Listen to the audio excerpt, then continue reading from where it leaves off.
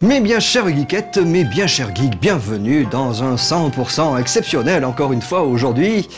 Et pardon, parce que encore une fois, oui, j'ai rien préparé, mais cette fois-ci, attendez, j'assume complètement. Le live, c'est quand même la chaîne des geeks par excellence. Donc j'avoue, je suis un geek pathologique, j'ai rien préparé parce que j'étais en train de jouer. Voilà. Et puis bon, de toute façon, je sais bien que c'est pas la peine de préparer, puisque de toute façon, l'intérêt de 101%, c'est quand même son contenu autre que les plateaux. Hein. C'est par exemple la critique de Choplifter HD, c'est No Life from Play IRL, Big Bug Hunter, Game Center et même les news. Voilà, c'est ça qui fait vendre.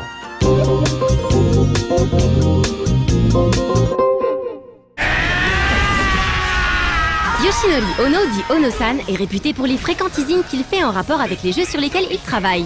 Le producteur de Capcom nous avait fait saliver sur de très grosses annonces concernant Street Fighter Cross Tekken, et le voile a finalement été levé mardi 17 janvier, à l'occasion de la diffusion de 2 nouveaux trailers. On ne pourrait pas accuser Ono-san d'avoir menti, puisque ces 2 nouvelles vidéos sont plutôt riches en révélations, et nous apprennent qu'une bonne poignée de personnages vient s'ajouter au roster qui était déjà conséquent. Côté Namco, on retrouvera les charismatiques Jin Kazama, Paul Phoenix, Marshall Law et Xiao Yu. Tandis que côté Capcom, c'est Shadaloo qui s'invite avec l'arrivée de Balrog, Vega, Bison et Yuri. Même si on se doutait qu'une bonne partie de ces personnages allait faire partie du casting final, il est toujours rassurant de savoir que leur présence est officialisée. Une question reste cependant en suspens. Street Fighter Cross Tekken mérite-t-il de porter un tel titre sans la possibilité de voir Marshall Law affronter Fei Long? C'est la question que l'on posera directement à Ono au cours d'un prochain reportage. La PlayStation Vita est enfin sortie au Japon, mais malheureusement pour nous autres Européens, il faudra attendre fin février pour pouvoir profiter de la nouvelle console portable de Sony. Dès l'été prochain, le très joyeux Super Monkey Ball Banana Splits débarquera sur Vita et nous rappelle via ce trailer qu'il sera toujours aussi fun et coloré. Puzzle et collecte de bananes seront bien sûr au rendez-vous, sauf que le titre de Sega ne se contentera pas de faire rouler un singe dans une boule en plastique pour autant. Ce volet comprendra en effet un joli lot de nouvelles features que nous vous avons évoquées au cours d'un précédent reportage. On vous invite donc à y jeter un œil sur No Life Online si vous voulez en savoir plus, et on vous laisse en compagnie du dernier trailer en date.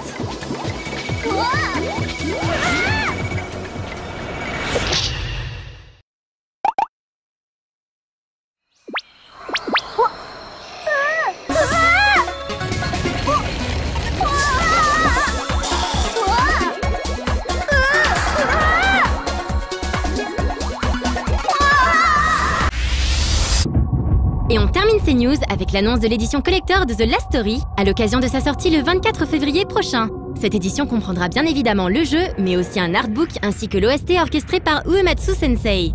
On invite enfin ceux qui veulent savoir ce que donne The Last Story à jeter un œil à la critique import, diffusée dans le EXP numéro 15.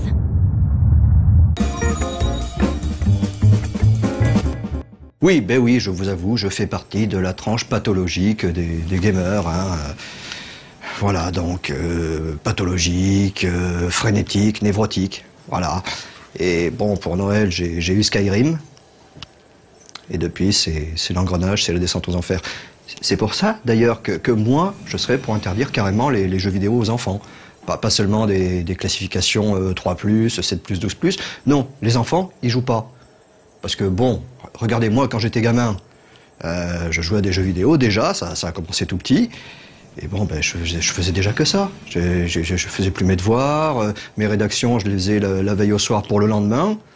Bon, je sais que c'est un petit peu polémique cette histoire, mais il faut bien dire ce qui est. Regardez, moi, je jouais à Choplifter. Alors bon, un enfant qui joue à Choplifter, c'est quand même ridicule, parce que les enfants, ça joue mal, avec leurs petits doigts mal faits comme ça, des petits doigts boudinés. Quand on les voit jouer, franchement, ça vous met pas hors de vous. Et ils n'arrivent même pas à se positionner le petit hélicoptère pour capturer l'otage. Ils s'écrasent, ils se posent dessus. Non, les jeux vidéo, c'est pour les grands. Comme tous les jeux d'ailleurs, hein, parce que... Et d'ailleurs, tiens, ça me fait penser qu'ils ont fait une ressortie de Choplifter en HD. Et ça tombe bien, c'est incroyable cette transition qui me vient tout de suite comme ça dans le bec, puisque tout de suite on regarde la critique de Choplifter HD.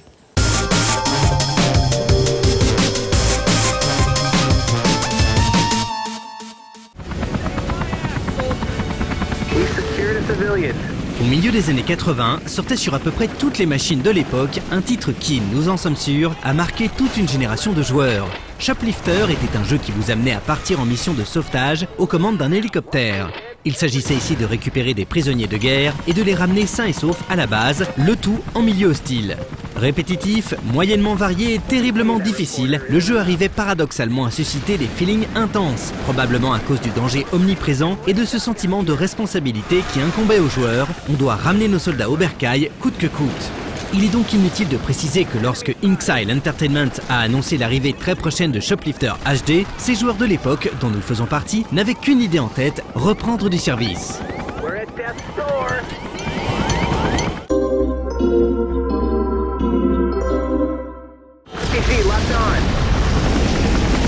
Ici, il n'y a pas vraiment de scénario à proprement parler. Shoplifter HD se compose d'une succession de missions qui vous mettront chacune dans des contextes différents, ces derniers étant expliqués au début de chaque mission. La plupart vous placent dans des pays en proie à des conflits dans tous les sens et vous demandent d'aller récupérer des prisonniers de guerre.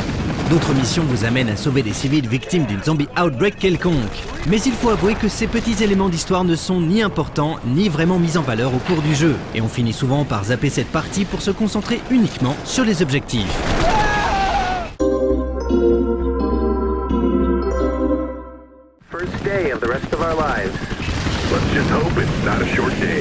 Shoplifter HD propose une trentaine de missions dans des environnements plus ou moins différents. Comme l'épisode original, la plupart tournent autour du sauvetage de personnes. Concrètement, vous décollez de votre base pour vous inscrire par la suite dans un processus d'aller-retour, afin de ramener tout le monde à la maison. Évidemment, les forces ennemies présentes sur place tenteront de vous mettre des bâtons dans les roues, et il faut avouer que depuis le tout premier Shoplifter, ces dernières ont sévèrement amélioré leur équipement. En plus de ces fantassins et de leurs petites mitraillettes qui ne font au final pas beaucoup de dégâts, vous trouverez sur votre route des hommes armés de lance-roquettes, mais aussi de la DCA qui vous ralentira, du sniper doté de fusils à impulsion électromagnétique qui vous immobilisera, des jeeps et des motoneiges super énervés, des lance-missiles vicieux, des tanks lourds, des avions de chasse rapides et précis, et même des zombies. Autant d'obstacles que vous devez éviter et même détruire pour ramener tout le monde au bercail. Heureusement, les véhicules que vous dirigez sont armés de mitrailleuses et de missiles, mais le rapport de force reste de toute manière inégal. Vous devez donc constamment surveiller votre barre de vie, mais pas seulement. Votre barre de fuel, visible en haut à gauche de l'écran, est tout aussi importante. Une panne et c'est l'échec de la mission. Heureusement, à chaque fois que vous revenez à la base, votre engin se voit réparé, alimenté en carburant et en missiles. Il existe même dans la plupart des niveaux des pompes à essence qui vous permettent de refaire le plein à mi-parcours. Dans la mesure où vous devez intervenir dans des contextes plutôt tendus, il arrivera que certaines personnes à sauver nécessitent des soins d'urgence. Ces cas un peu spéciaux sont signalés par un timer sur la map, visible en haut de l'écran. Si vous n'arrivez pas à secourir la victime à temps, elle meurt. Mais compte tenu de l'hostilité ambiante, il est parfois difficile d'attendre que les blessés montent à bord, ces derniers allant plus lentement parce que supportés par d'autres personnes. On est donc parfois obligé de les laisser sur place et on essaie de résoudre ce malaise, cette dissonance cognitive, en se persuadant que le blessé en question a dit un truc du genre « Non, mais laissez-moi, je vous ralentis. Laissez-moi, je vous dis, c'est un ordre !» Et on décolle de la zone de combat avec des yeux rouges et mouillés. Par la poussière bien évidemment et le feeling de n'avoir accompli qu'à moitié son devoir. Heureusement, toutes les missions n'impliquent pas forcément des gens à sauver, des braves soldats tombés au combat. Et il faudra par moments se contenter de détruire simplement des objectifs ou d'escorter un ranger dans sa mission. Comme dit précédemment, certains niveaux vous plongent au cœur d'une ville victime d'une zombie outbreak. Une nouveauté dans Shoplifter vraiment bienvenue, même si dans les faits, les principes restent les mêmes. Ici, il faudra simplement veiller à récupérer les survivants tout en évitant de se faire encercler par des hordes de zombies. En atteignant votre hélico, en plus de lui infliger des dégâts, ces derniers le rendront plus lourd et donc moins maniable. Autre nouveauté, l'apparition d'un second plan qui change du classique scrolling horizontal auquel les anciens joueurs étaient habitués. Une feature qui ne change pas radicalement l'expérience de jeu, mais qui donne clairement plus de possibilités aux ennemis désireux de vous embusquer dans tous les sens. À la fin de chaque mission, vous êtes noté sur plusieurs critères, comme le nombre de rescapés, le temps que vous avez mis ou encore les dégâts que vous avez occasionnés. Cette note est symbolisée par un nombre d'étoiles. Avec suffisamment d'étoiles, vous débloquez de nouveaux niveaux et de nouveaux hélicoptères plus performants en termes de blindage, de capacité de fuel, de missiles ou de transport.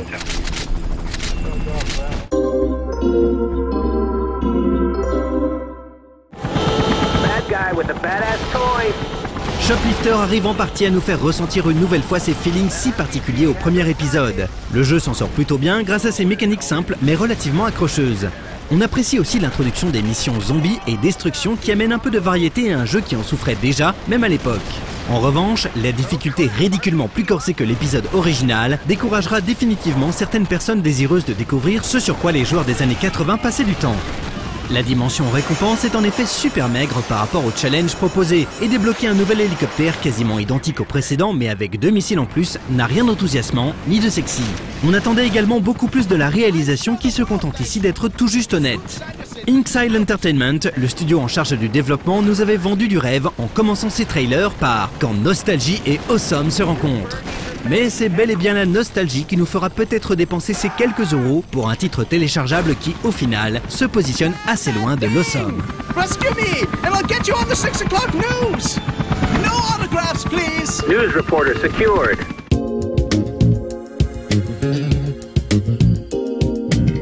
Bon, mais on n'épiloguera pas plus longtemps hein, avec le sujet des enfants et des jeux vidéo, ça fait le jeu des détracteurs. Bon, on n'est pas ça non plus pour ça ici. Par contre, donc, j'en profité pour vous parler un petit peu de Skyrim, que ça me serve au moins à quelque chose tout ce temps que j'y passe dessus. En même temps, tout ce temps, depuis le début de l'année, je suis qu'à 150 heures. Peanut, non, bon, 149 heures, 58 minutes et 49 secondes, d'après ma dernière sauvegarde. Mais bon, tout ça pour vous dire que, bon, oui, il est plus joli que Oblivion, mais j'ai du mal à m'y faire quand même. Parce que bon, moi j'étais habitué à force à me déplacer avec mes 80% de caméléon, avec mon bouclier transparent et tout. J'étais tout transparent, j'arrivais en furtivité. Là, dans Skyrim, je suis à 82% de furtivité. Et pourtant, je me fais gauler les yeux quand même, hein, ça marche pas. J'arrive pas à me faufiler hyper discrètement derrière les gens pour les backstabber. Alors voilà, alors je me demande à quoi ont pensé les développeurs. Moi je dis, il faut remplacer les développeurs, il faut que les sociétés et les boîtes de production de jeux vidéo engagent de nouveaux développeurs. Et ça tombe bien, c'est encore une transition pauvre comme ça, c'est incroyable. No Life Employee IRL, thématique du mois, les développeurs.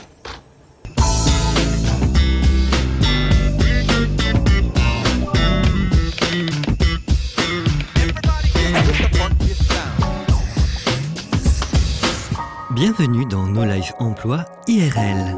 Nous allons vous présenter un employeur potentiel. Détendez-vous, tout va bien se passer. Donc, je suis Bilal Boussada, je suis le responsable ressources humaines de PrestaShop, qui est un éditeur de logiciels open source dans le secteur du e-commerce.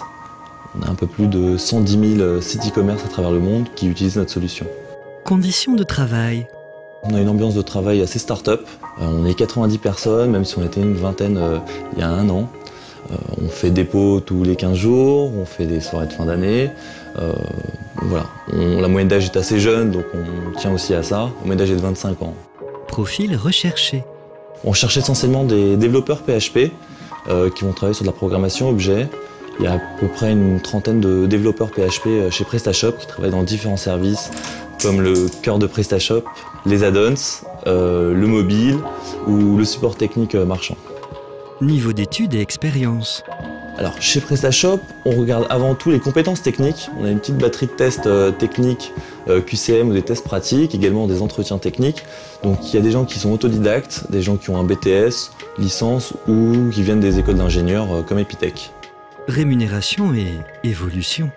Alors chez PrestaShop, les salaires se situent entre 30 000 et 40 000 euros brut annuels en fonction des compétences avant tout. C'est pas le nombre d'années d'expérience qui compte chez nous, comme je vous le disais précédemment, c'est vraiment le niveau technique. Les postes peuvent évoluer vers des postes de chef de projet technique, toujours dans une première partie, et puis de directeur de projet.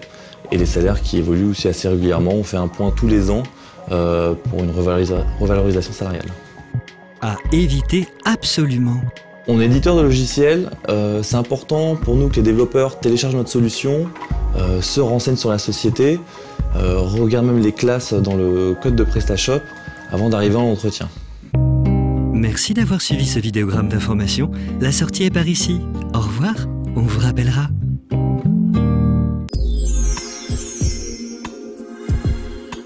Bon, alors évidemment, en continuant dans ma thématique Skyrim, c'est vrai que j'aurais pu vous dire que aussi, une des différences par rapport à Oblivion, c'est que maintenant on peut capturer des insectes.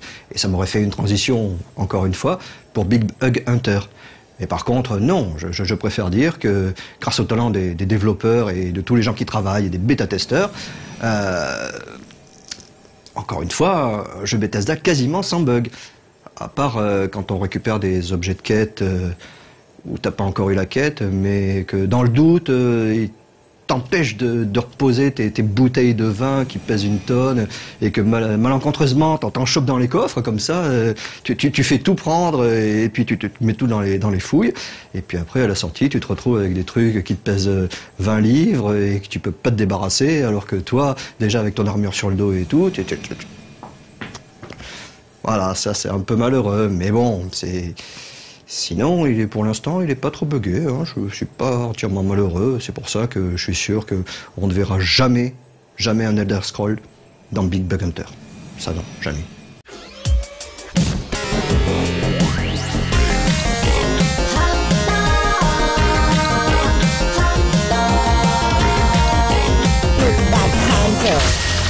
Vous avez remarqué qu'il semble exister sur Internet des dizaines de manières de gagner de l'argent sans sortir de chez soi. Bon, déjà, souvent, c'est totalement faux, mais surtout, ce n'est pas très glorieux. Et moi, je n'aime pas ça. C'est pourquoi je préconise plutôt de racketter ses amis à l'aide d'un bon Metroid Prime 2 Echoes. La manipulation financière est assez simple. Pariez avec chacun de vos amis que vous pouvez terminer Metroid avec un meilleur pourcentage qu'eux. Donc là, normalement, tollé général, levée de bouclier, c'est scandaleux. Et avec un peu de chance, il y a même un type qui vous dira « Non mais moi, si tu veux, Metroid, je le termine quand même à 100%, tu vois. » Donc... Pas de pitié, on se fait plaisir, on parie 2 fois plus avec un type comme ça. Et vous annoncez fièrement que vous terminez Metroid à 101%. Vous les laissez se marrer et vous enfilez votre tenue de chasseur. Au tout début du jeu, on arrive rapidement sur la zone d'atterrissage du vaisseau de la Fédération Galactique. En s'approchant, une cinématique se lance et on peut ensuite récupérer le lance-missile dissimulé dans une caisse. Mais là, tout bon chasseur doit se poser la question. Que se passe-t-il si on essaie d'atteindre la caisse avant d'avoir lancé la cinématique ? Bon, à première vue, ça paraît impossible. Le seul moyen serait d'éviter la zone trigger de la cinématique en passant par-dessus la corniche. Et cette dernière est bien trop haute pour être atteinte. Mais non, parce que quand on veut et qu'on a de bons mollets, on peut. Il faut se servir d'un petit dé vert présent sur la paroi comme d'un tremplin.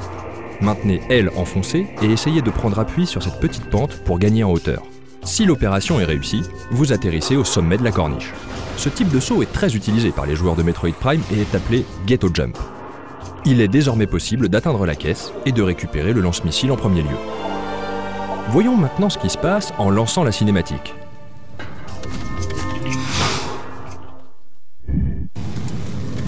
Et holy shit, la caisse est réapparue!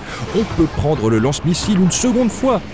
Les développeurs n'ont pas du tout pensé qu'il était possible de récupérer cet objet au préalable et le font apparaître quoi qu'il arrive à la fin de la cinématique. On vient donc de dupliquer un objet, ajoutant ainsi 1% supplémentaire au compteur global. Il ne reste plus qu'à finir le jeu en prenant tous les objets pour finir à 101%. Mais la question que l'on doit se poser maintenant c'est... Peut-on dépasser la limite des 255 missiles vu qu'on vient d'en récupérer 5 bonus?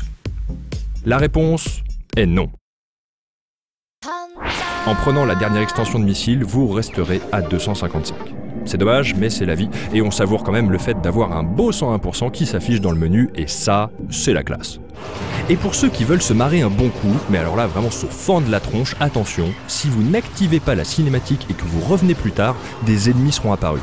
La cinématique sera alors beaucoup plus drôle que l'original grâce à ses figurants supplémentaires et un peu désemparés. Et voilà, il ne vous reste plus qu'à encaisser l'argent de vos amis, qui sera bien mieux dans votre poche que dans la leur. Et ensuite faire une vidéo sur internet pour expliquer comment grâce à Metroid, vous êtes devenu milliardaire. Prévoir des amis riches quand même.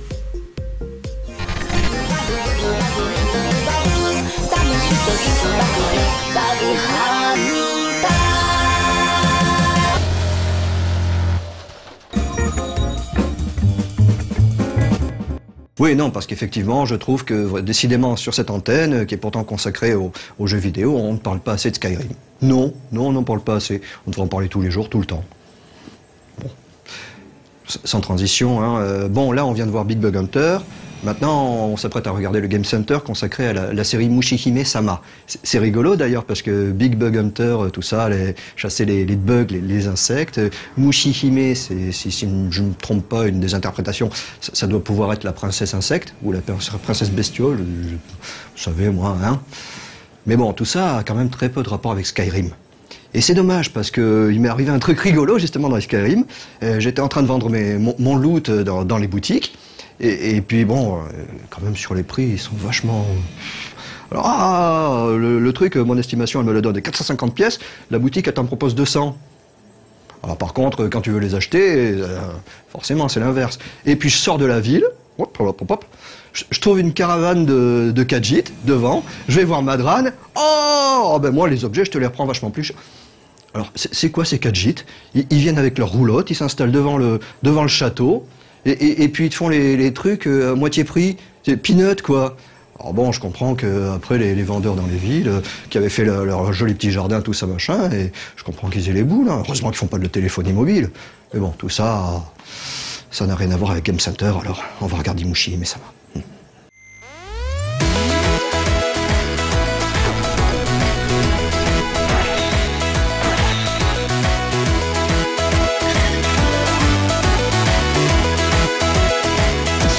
Bonjour et bienvenue dans Game Center. Aujourd'hui un numéro très spécial sur la série des Mushi Hime-sama, un grand classique de l'éditeur Cave sorti en 2004 et qui s'est vu doté de nombreuses suites en arcade mais également d'adaptations sur console et même téléphone portable. Voici donc un petit tour d'horizon des jeux Mushi Hime-sama ainsi que des produits dérivés qui l'ont accompagné.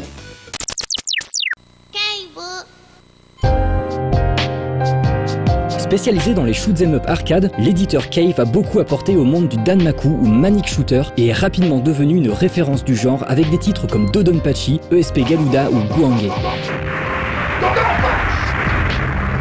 En 2004, Cave inaugure son nouveau système, le Cave SH3, avec le titre Mushi Hime-sama, premier épisode d'une série qui verra de nombreuses suites et produits dérivés.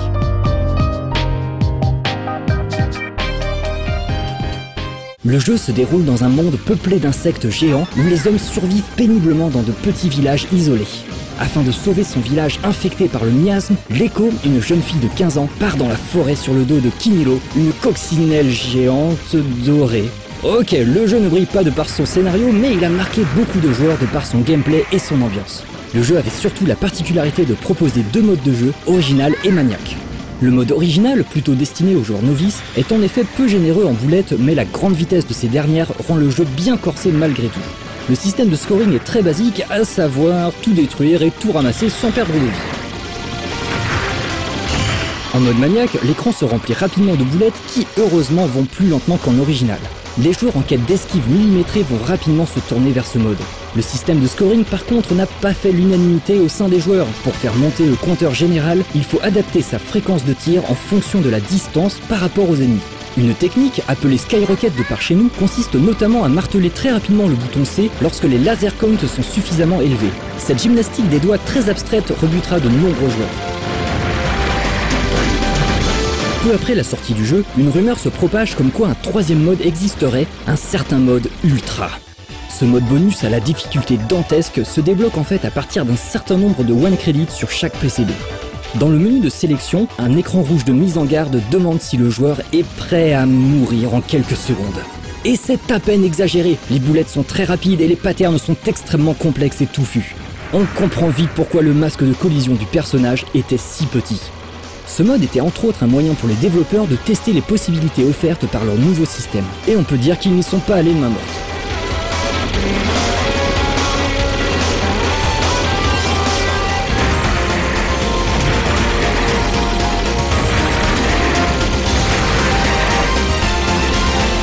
INH a d'ailleurs sorti un DVD de Superplay, The Secret Lover, pour ceux qui veulent voir du gros niveau.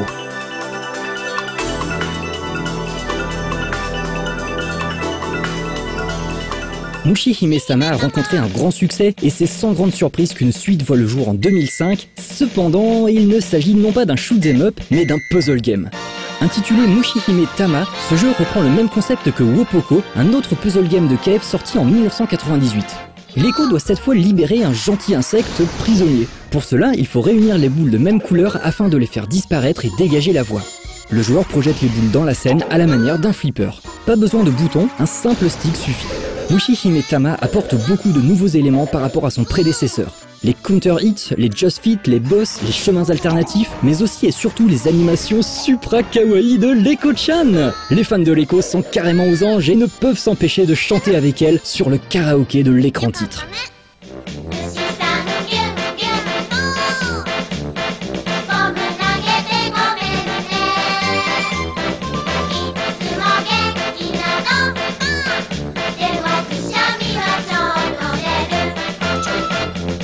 D'ailleurs, des événements scoring ont été organisés dans certains game centers lors de la sortie du jeu pour rencontrer Leiko-chan en personne.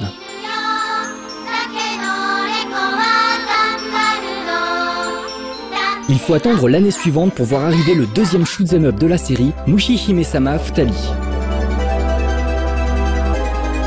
Cette fois, 2 personnages sont jouables, Leiko et un jeune garçon nommé Palm, ce qui explique le titre du jeu. Mais le jeu va rapidement laisser un goût amer dans la bouche des joueurs. Déjà, les environnements sont très contrastés, et peut-être trop même. On traverse une contrée remplie de dinosaures, puis une banquise pleine de méduses et de homards, pour finir dans un village peuplé de dragons chinois. Bien que le jeu soit très beau, on perd un peu la cohérence de l'univers du premier Mushi-Hime-sama. Mais ce n'est pas cela qui dérange le plus. De nombreux petits désagréments laissent à penser que le jeu a été sorti un peu à la va-vite. Le mode original est d'une difficulté bien trop élevée, avec un boss 4 ignoble, seulement 2 bombes dans tout le jeu et une vie très dure à prendre dans le tout dernier stage. De plus, certains ennemis sont de véritables plaies à abattre selon le personnage choisi. Face au grondement des joueurs, Kev ne tarde pas à rectifier le tir en proposant une mise à jour gratuite du jeu. Désormais intitulé Mushi-Hime-sama Futali version 1.5, il s'agit bel et bien du digne successeur que les joueurs attendaient. De nombreux rééquilibrages ont été effectués et le jeu devient d'un seul coup beaucoup plus agréable. Le mode original est cette fois abordable et dispose d'un véritable système de scoring. Il faut alterner entre le shot et le laser toutes les 500 gemmes récoltées pour en obtenir davantage. Le mode maniaque propose lui de stocker les gemmes et de les utiliser sur un gros pattern pour transformer les projectiles en points. Il est possible de récupérer plus de gemmes en collant les ennemis et en utilisant le laser lorsque la barre de hit est dans le rouge. Enfin, l'apparition du tant attendu mode ultra a fait des heureux, mais aussi beaucoup de frustrés. Le mode ultra du premier Mushi-Hime-sama était déjà une référence en termes de difficulté, mais là, on atteint des sommets. Ce mode est horriblement dur et les rares personnes à l'avoir one-crédité se comptent sur les doigts d'une seule main. On tient là un des shoot'em up le plus dur de la création. Pour l'anecdote, il faut savoir que ce mode était en fait débloquable sur la première version du jeu, mais la version 1.5 est arrivée si vite que peu de game centers ont eu le temps de le débloquer.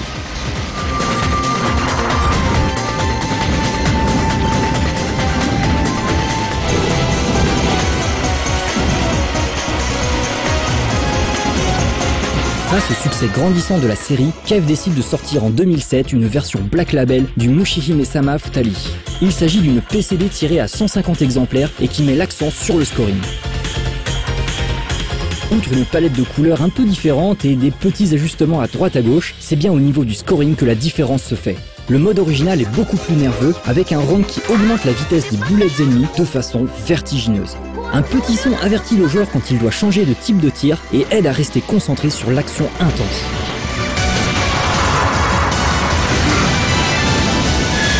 Le mode maniaque est très sympa mais se fait rapidement oublier face au nouveau mode God. Ce dernier remplace le mode ultra et justifie à lui tout seul l'achat du jeu. Pour faire simple, il s'agit d'un mode intermédiaire entre le mode maniaque et l'ultra avec un système de scoring gonflé aux hormones. On peut désormais stocker jusqu'à 30 000 gemmes et la difficulté, bien qu'élevée, est très bien ajustée. C'est avec un plaisir non contenu que l'on met le hardware à genoux en faisant des compteurs à 30 000, faisant disparaître toutes les indications de l'écran.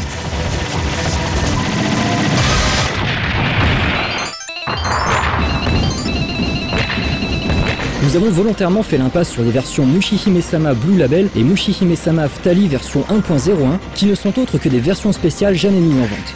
On pouvait uniquement y jouer lors de certaines Kev Matsuri, ces événements organisés par Kev où l'on peut acheter des goodies de ses jeux préférés. Les fans hardcore de Leiko se sont d'ailleurs tous rués sur son magnifique Dakimakura lors de l'édition 2009. Plus sérieusement, Kev a créé la surprise en 2011 en ressortant une version spéciale du premier Mushi-Hime-sama pour le marché des particuliers. Ce Mushi-Hime-sama Matsuri version 1.5, livré dans une magnifique boîte illustrée, apporte quelques suppléments au jeu original. Le principal est sans conteste la possibilité de commencer une partie en puissance max avec un système d'autobombe qui consomme toutes les bombes en stock en cas de collision malencontreuse. La vitesse des tirs est alors augmentée pour compenser un peu, mais le jeu reste globalement plus abordable. Même le mode ultra se laisse jouer avec cette configuration, c'est pour dire. Le nombre d'ennemis a été revu à la hausse et le système de scoring a complètement changé. Adieu le Skyrocket et ses histoires de fréquence de tir, on revient ici à un système beaucoup plus basique de compteur qui augmente plus vite en collant les ennemis. Cette version est vraiment très agréable à jouer mais son prix prohibitif refroidira les plus motivés. A ce propos, notons que les PCB des différents Mushi-Hime-sama sont malheureusement relativement chers. Pour ceux qui veulent profiter de ces jeux sans se ruiner, de nombreux portages consoles de qualité ont vu le jour. La PlayStation 2 a accueilli le premier Mushi en version japonaise uniquement, et toutes les versions du Futali sont disponibles sur Xbox 360. Bien que vendus uniquement au Japon, les jeux 360 sont dézonés et tournent sans souci sur nos consoles européennes. N'hésitez donc pas à vous les procurer, vous ne le regretterez pas.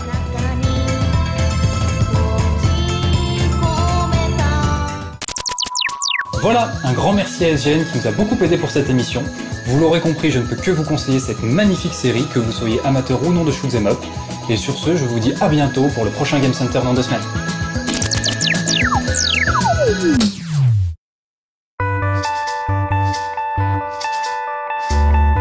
Effectivement, de la part des Khajiits, c'était peut-être juste une façon de dire bonjour, hein. On ne sait pas trop comment ça se passe en Elsewhere. C'était un signe d'amitié, d'amour. Ils auraient pu tout aussi bien peindre des bisous sur leur petite tente. Donc voilà, c'était Benoît Legrand qui vous faisait le point sur Skyrim. Rendez-vous dans au moins 3 semaines pour le prochain point avec des bisous.